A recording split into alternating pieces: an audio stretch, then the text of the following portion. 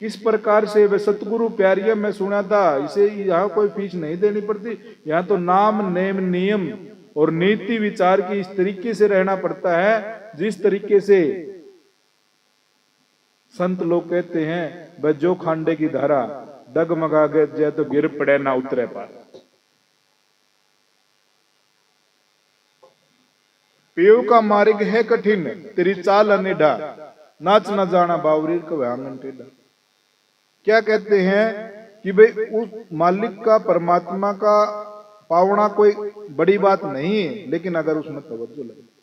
कबीर साहब ने भी कहा अपने मन को मारा नहीं जाता, सिधाया जाता है तो जंगली घोड़े की तरह इस तरीके से हो रहा है, इधर उधर की बातों में, ऐब कबाब में, नशा विषय में, यहाँ मतलब चर्चा चुगली में अपने आप को इस तरीके से रख कर वहां से आनंद आना शुरू हो गया।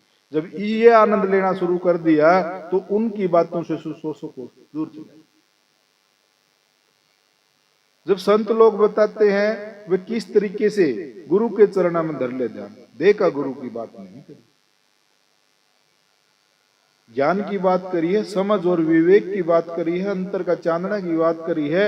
आप बुराइयों को छोड़ते हुए अच्छाइयों की ओर चले जाओगे। किस प्रकार से अच्छाइयों की ओर चले जाओगे?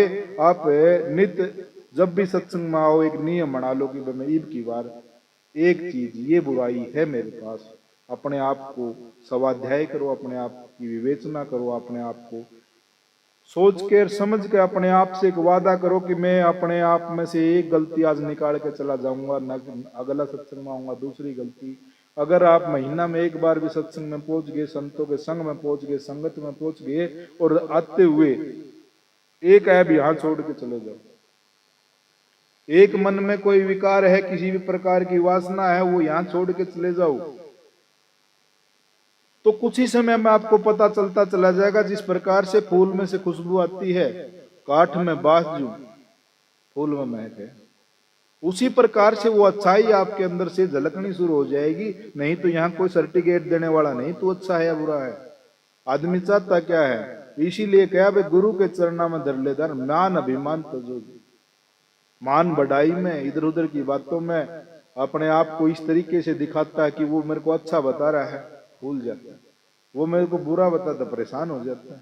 अरे ये सारी बात छोड़ दो, किसी के बताने से कुछ नहीं। जब पूरी दुनिया आपको गलत बता देगी, उस मालिक की नजरों में आप सही है, तो पूरी दुनिया से कितनी रुपए मारे जाओ आपका कुछ बिगड़ने वाला नहीं।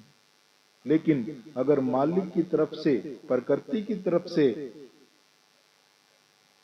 आपको पॉजिटिविटी नहीं मिलेगी तो